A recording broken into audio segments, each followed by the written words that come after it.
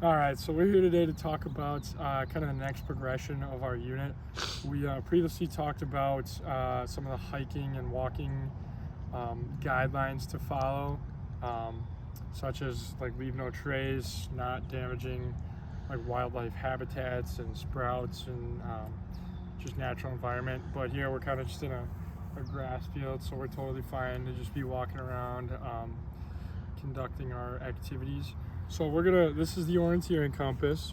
We're gonna get a close up to the camera here, right? So this red arrow here, I'll just move that a little bit too. This red arrow here is the direction we are pointing in, right? So we are facing, if you wanna show up, we're facing the Yuri Oshkosh Student Rec Center. So if we're back down here, we notice that this red arrow here is always pointing north.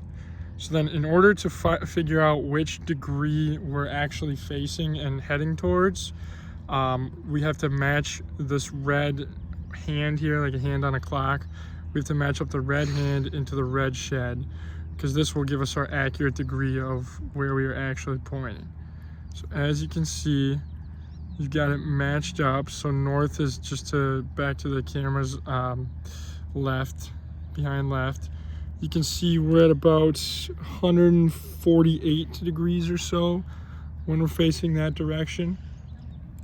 So now we're just gonna kind of pick out, we're just gonna look at another point. So let's look at that light post over there.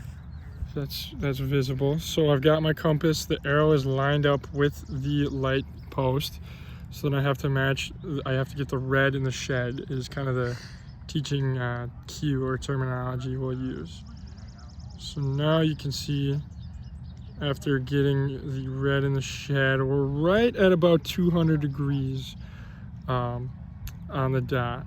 So another way that we can go about orienteering, or another just strategy to kind of get used to it, to build some knowledge with your compass, is we're kind of just gonna pick a random direction.